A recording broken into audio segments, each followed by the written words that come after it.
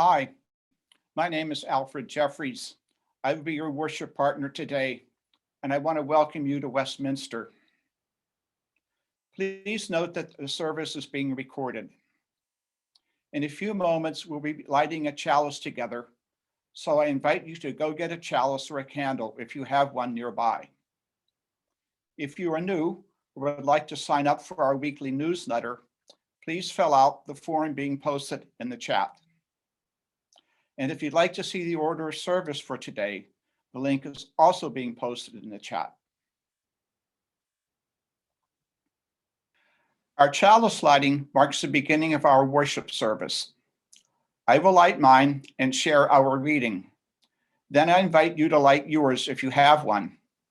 And if you like, you may use the chat to post the name of the street where the chalice was lighted.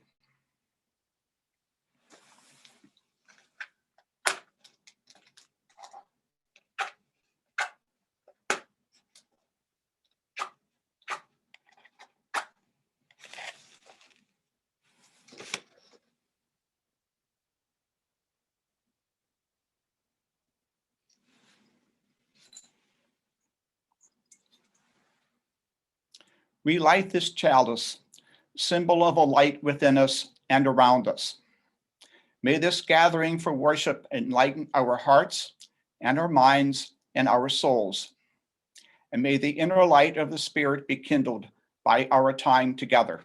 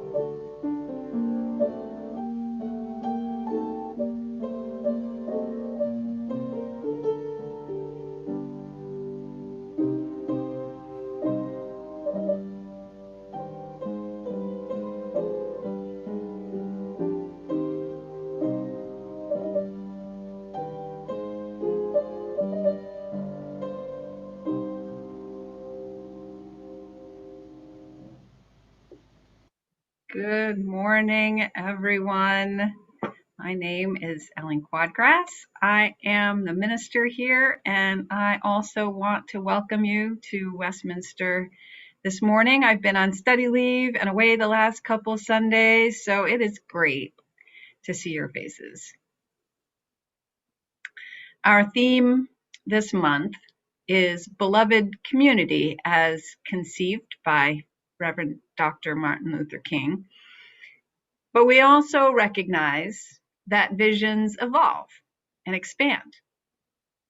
The most recent Black Lives Matter platform recognizes the importance of what they call intersectionality, a fancy word for don't leave anyone out, including those who identify as lesbian, gay, bi, trans, queer, questioning, plus.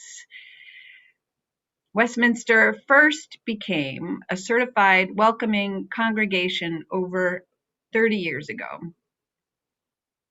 As we imagine beloved community for 2021, my question we will reflect on today is, what might that kind of progress look like for us? I invite us to go deeper into today's worship with these words by Kimberly Ann Tomchak Carlson. It is not by chance that you arrived here today.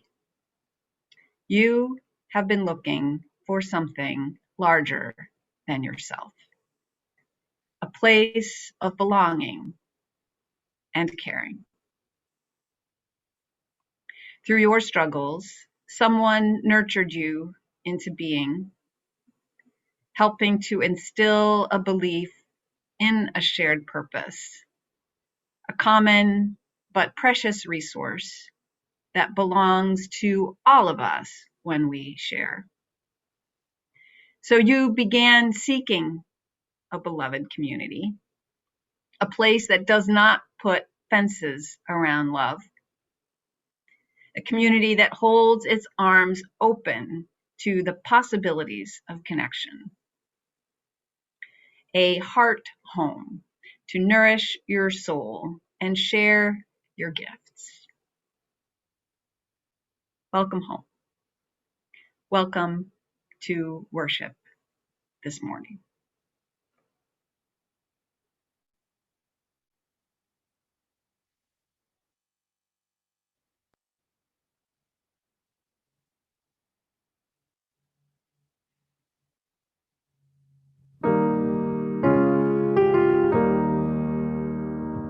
Come, come, whoever you are, wanderer, worshiper, lover of leaving, artist, no caravan of despair. Come yet again, come.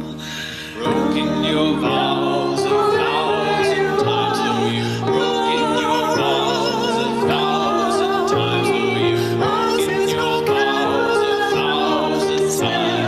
Broken your vows 1,000 times. Broken your vows 1,000 times, oh, you've broken your vows 1,000 times. Broken your vows 1,000 times, oh, you've broken your vows 1,000 times.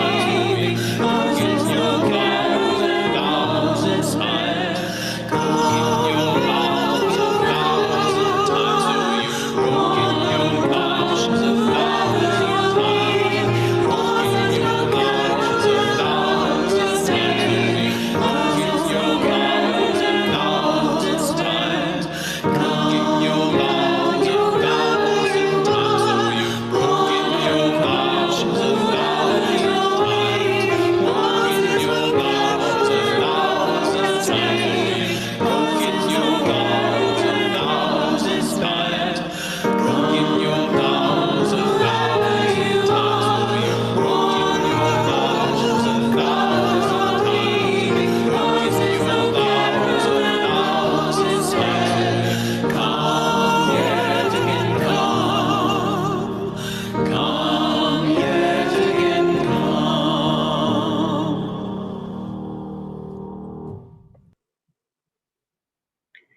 Let us join together for our unison affirmation, which is being posted in the chat. Love is the spirit of this church, and service our mission. Is our mission. This is our great covenant, to dwell Dwell together together in peace, to to seek truth in love, and to help one another.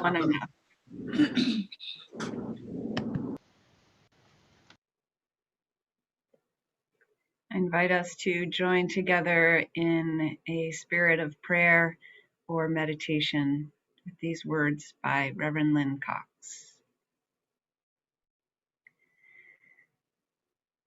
Spirit of life, who draws us together in a web of holy relationships.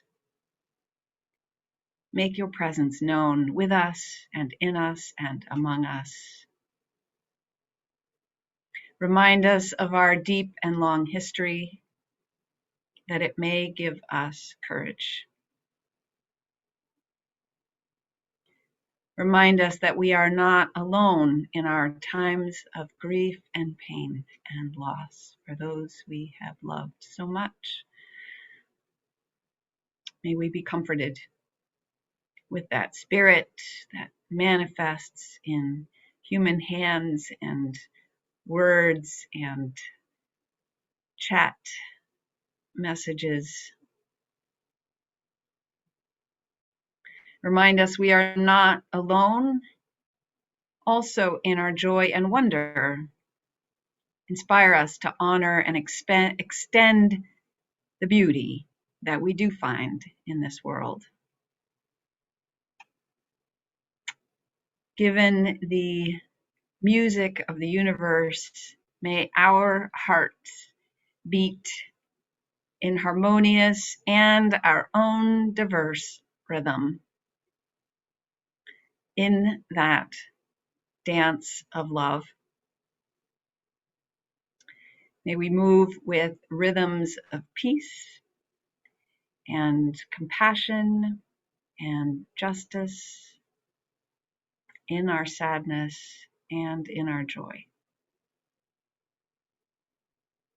May we open our hearts to all our neighbors.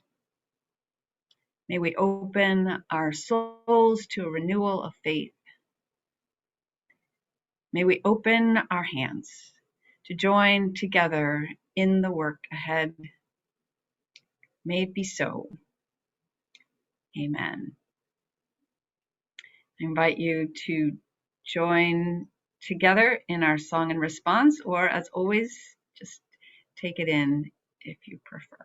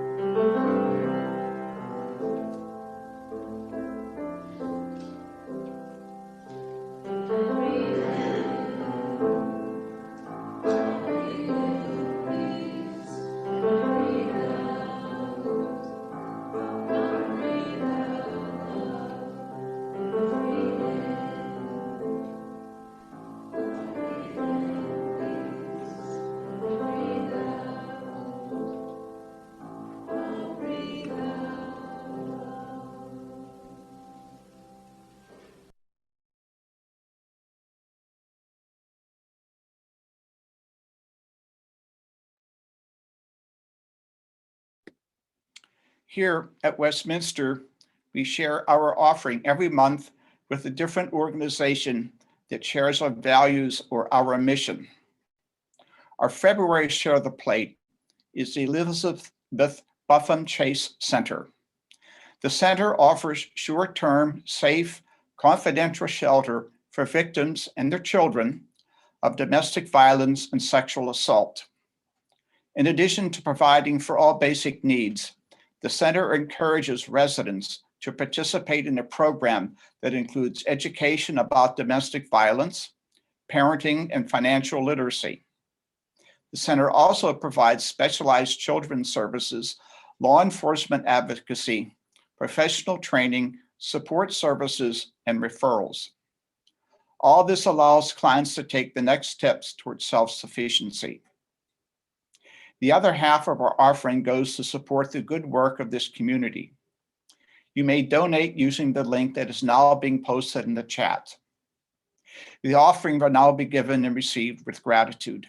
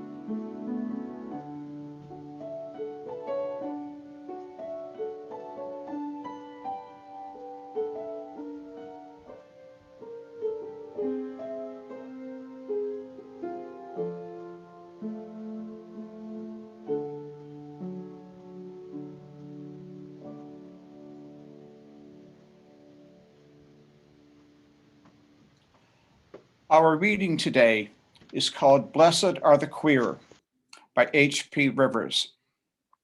Blessed are the wanderers seeking affirmation. Blessed are the worshipers praying from closets, pulpits, pews, and hardship. Blessed are the lovers of leaving family and familiarity, leaving tables where love is not being served. Blessed are those who stay. Blessed are those who hunger for thirst and justice, for they shall be satisfied. Blessed are the queer, disciples of truth, living, breathing sacred reflections of divine love.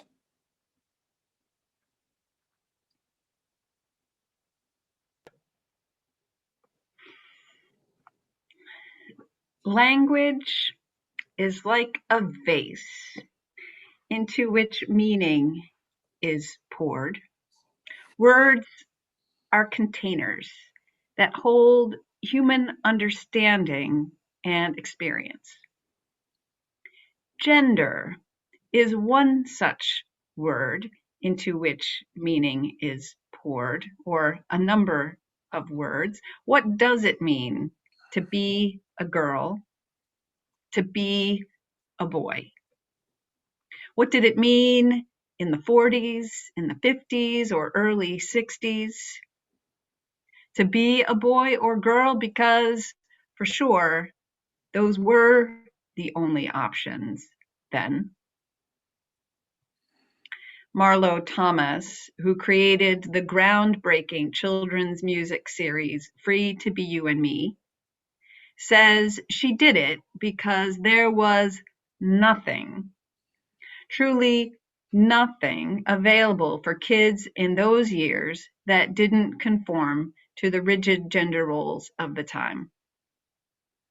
She recounts looking for books that might open up young minds, but all she found was one called I'm Glad I'm a Boy, I'm Glad I'm a Girl, that showed a pilot on one page and a stewardess on a facing page with the caption, Boys are pilots, girls are stewardesses. She said she nearly had a heart attack right there in the bookstore. But that's what it was.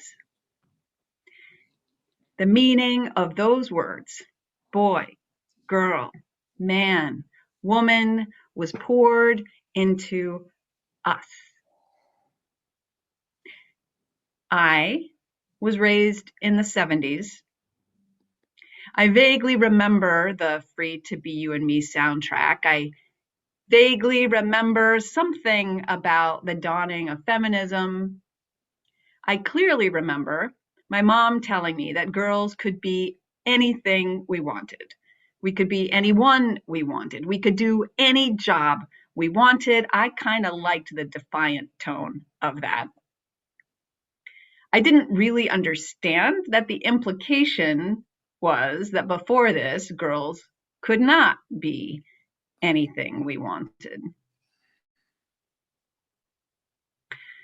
Boyhood, too, held meaning. I'm sure my brother got plenty of messages growing up about what it means to be a boy.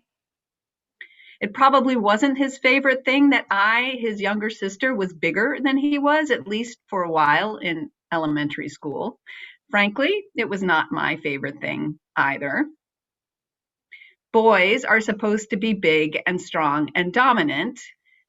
He did try, sort of. I wouldn't let him too much.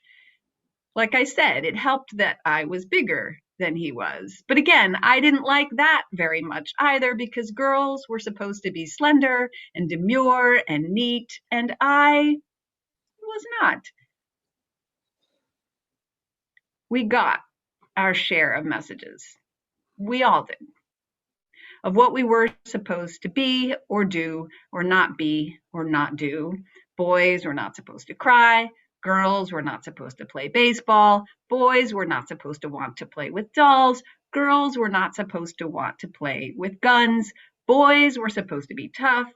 Girls were supposed to be gentle. Boys were not supposed to need comfort or share affection. Girls were supposed to give comfort and be there for others.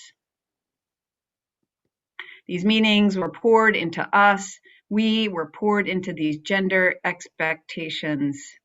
No one escapes this conditioning. We are all shaped by it, one way or another. We knew we were supposed to toe the lines, and we knew where they were because of what happened when we didn't. From the subtle changes in tone or facial expressions around us, or jokes and laughter, right up through the pretty harsh taunting, teasing, humiliation, name-calling, scapegoating, shame, sometimes violence. I'm reminded of the children's game where the floor is a swamp filled with alligators, and the safe zone is the couch or furniture or pillows scattered around on the floor. If you step off the couch or those pillows, you get eaten. Except in the real world, that swamp is filled with shame and humiliation and exclusion. And in the real world, the couch and those pillows and those expectations, we all learned we had to stay within. Not that we knew why. We did know, though, how it felt when we didn't. Like I said, I was lucky. Things started changing in the 70s. Things started changing from those tight boundaries and role definitions. Things were changing, creating more room for everyone. And they have continued to shift and evolve, although not everyone has been as pleased about that as my young, defiant self was. I was listening to Fox News a few weeks ago. I have set myself the goal of connecting with a wide variety of news sources, and Fox is part of that variety. Tucker Carlson was on. He is a prominent newscaster there, and he was riled up. Biden had just signed an order, in Carlson's words, making it imperative that women's locker rooms be open to men. That's how he presented it. The president sees no difference physically between men and women, Carlson exclaimed, and he went on and on for a while about that issue. He was upset, he was incensed, he was clearly really uncomfortable with any kind of progressive understanding of gender, seeming to equate openness with annihilation of all that is good and right and fair. And much as I would like to think that he is alone, he is not alone. They say backlash is inevitable with any forward progress, like a rubber band that stretches and then snaps back into place. There was backlash against feminism in the 80s. There's been backlash around gender norms in the last 4 years. And as we say about racism, I think those feelings were always there. The edginess, the intensity, the indignation were there about certain lines being crossed, about norms being questioned. We're just seeing it expressed by some more vocally. Maybe because things are moving more. There is a wonderful documentary that I commend to you. It's called Disclosure. It's really striking and thoughtful and smart. It's about the history of the GLBQT plus movement, about the history of the trans movement in particular, the experiences of trans and gender flexible people in a historically gender binary world. It's about the ways in which our society has been moving and about the ways in which it hasn't yet.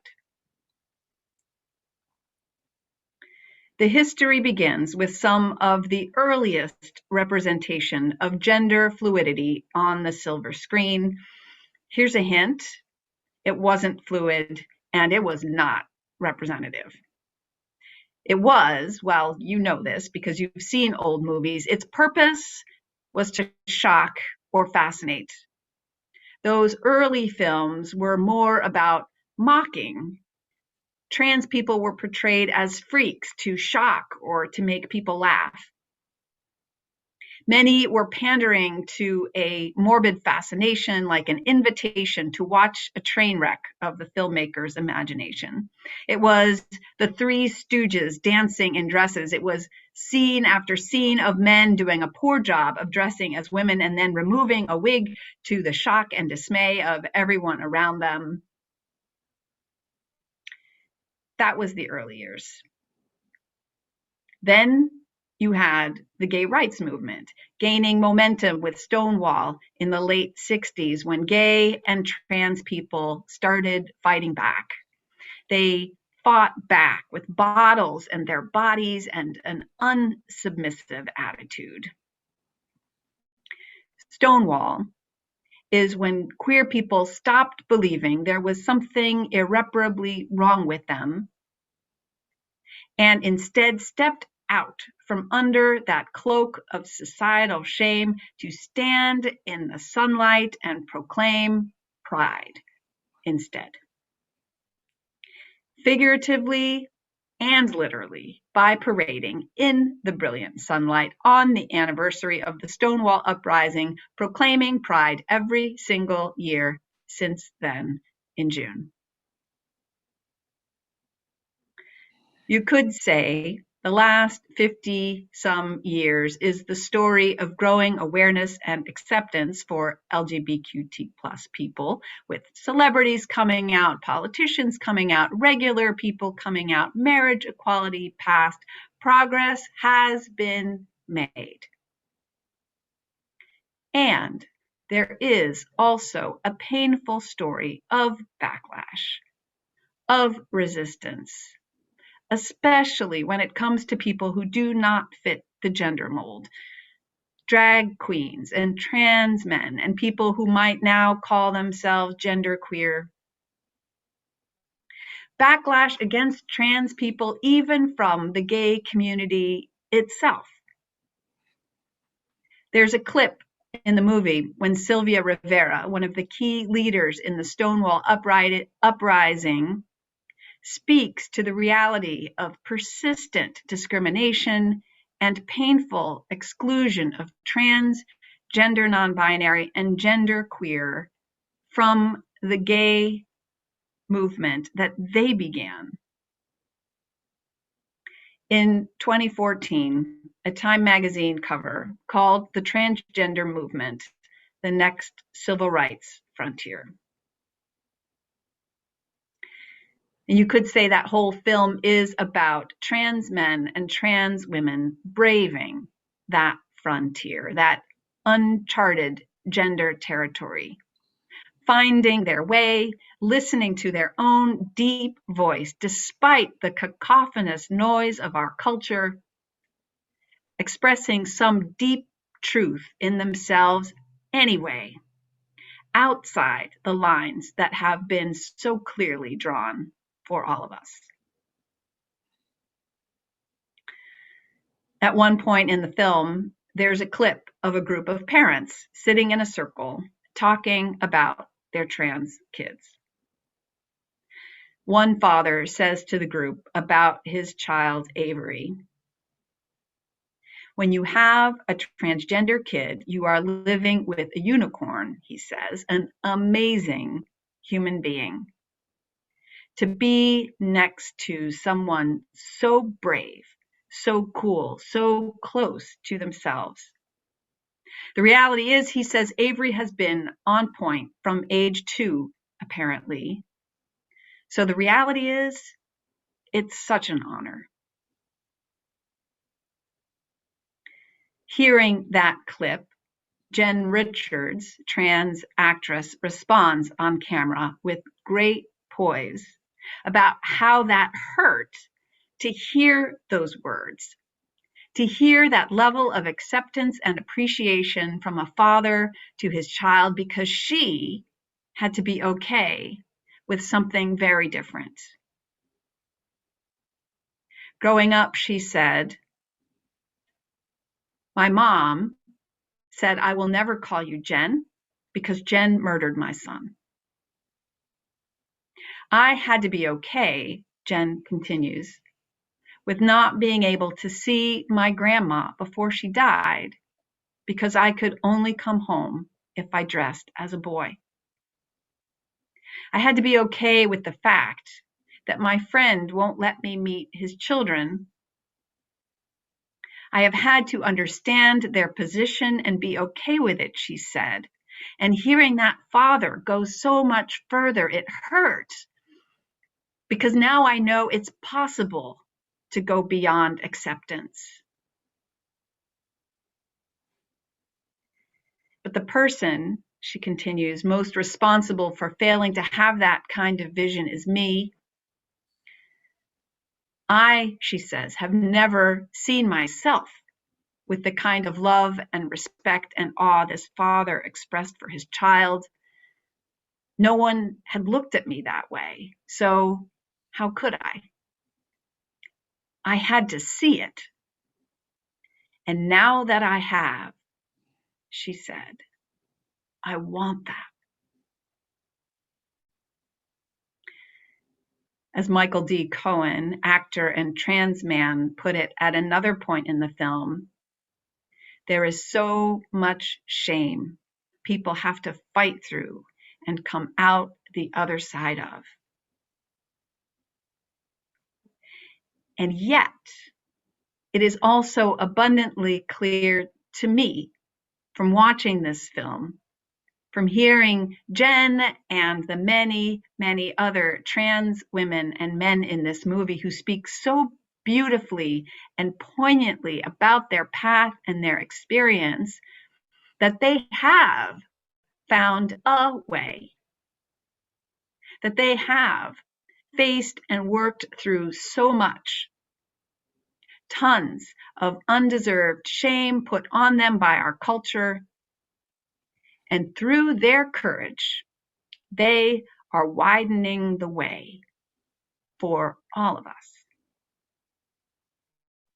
Stepping off the beaten path of gender, braving the swamp, and changing the world.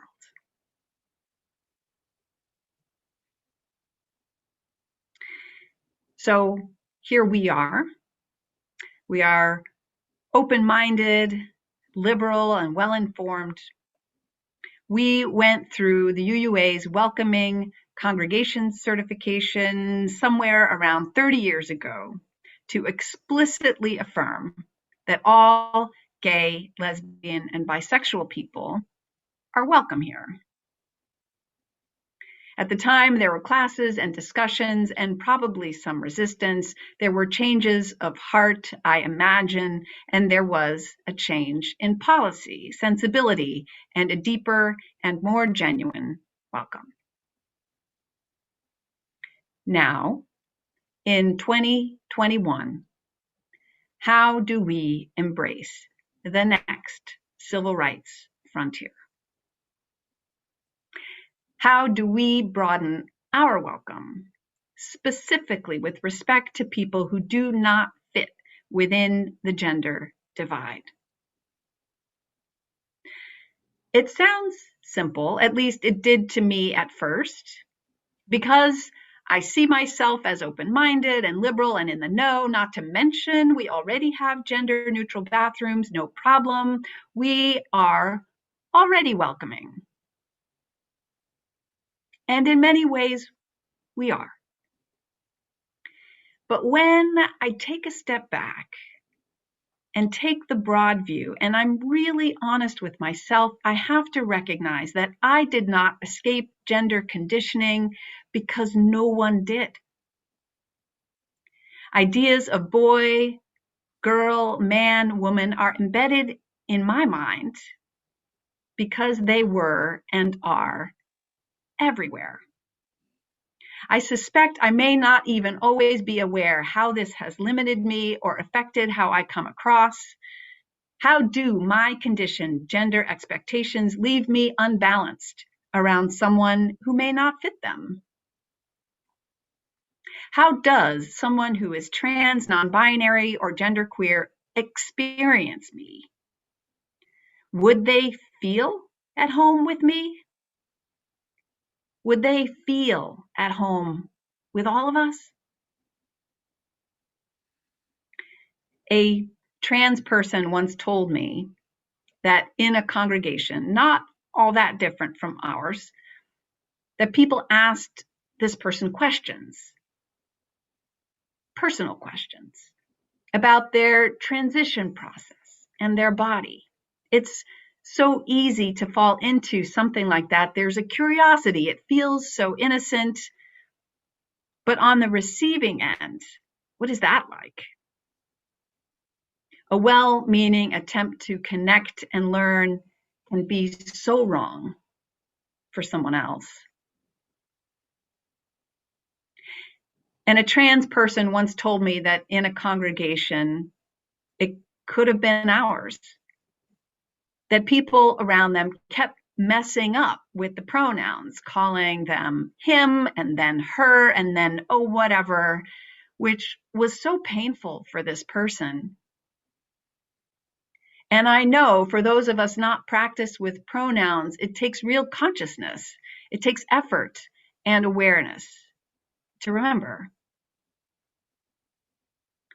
And I remember once a well-meaning cisgendered person shared with me how excited they were when they realized that some person they met was trans.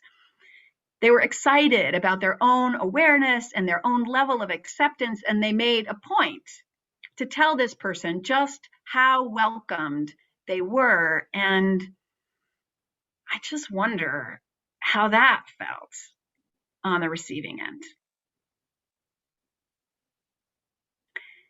I wonder what it would be like if you are trans or someone close to you is trans and a whole community of people really understood. Not just accepted, but understood and embodied that understanding. Actually, not just embodied, but lived it. Really lived it. From adding pronouns to name tags to remind ourselves that we cannot assume, and in fact, I'm going to add mine in a moment, to being knowledgeable about the history, to intuitively knowing what to say and what just not to say. If you were trans, genderqueer, or non-binary, and came upon a whole community of people who had awareness and were living it, then you just might know. Not just that you are accepted, but that you are appreciated and loved for exactly who you are. They just might say to themselves, not only I want that kind of acceptance like that father had for his child, but here it is. What if we could widen our welcome to look like that? Over the course of the next few months and year, you will be invited to attend or participate in events or educational opportunities around a renewal of our Welcoming Congregations certification. I like to call it Welcoming Congregations 2.0, updated for the needs and growing awareness of today. It will be an opportunity to learn, to feel, to stretch, to grieve what we may not have previously understood, to open, to brave whatever internal or external swamp we need to, so that we can create more safety for everyone. Opportunity to grow our spirits, an opportunity to broaden our horizons, an opportunity to widen our welcome for all. May it be so. Amen. And I invite you to join, if you like, for our closing song, Answering the Call of Love.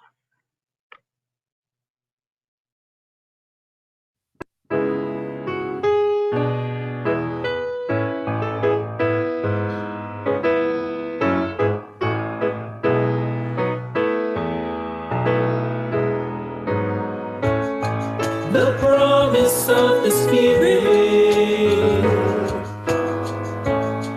faith, hope, and love abide, and so every soul is blessed and made whole.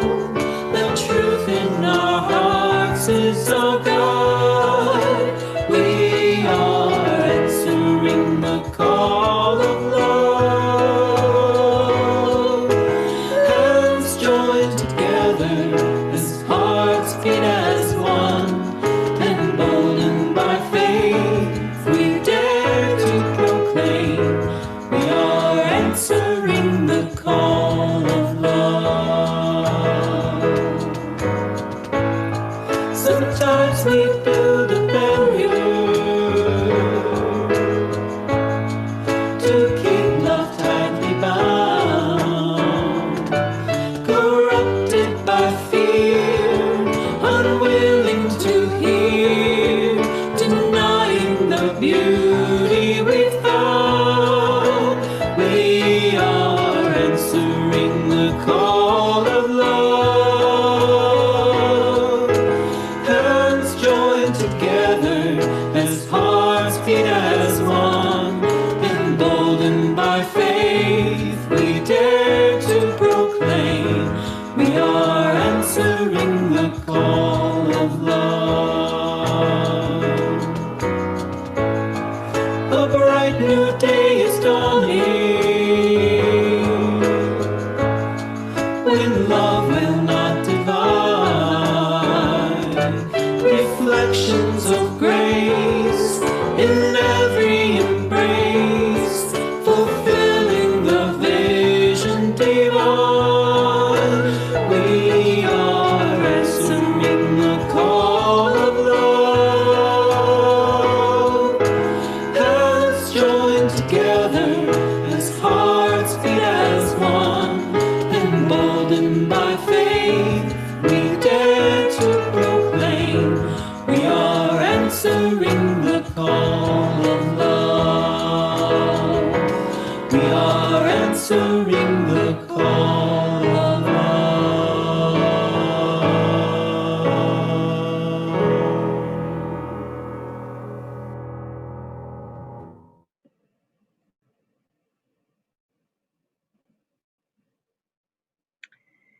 It is not by chance that you arrived here today to seek beloved community, but also to create it for everyone. May we engage and learn and open.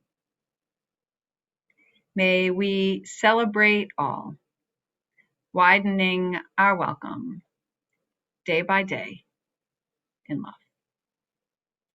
Let us join for our final song, Carry the Flame.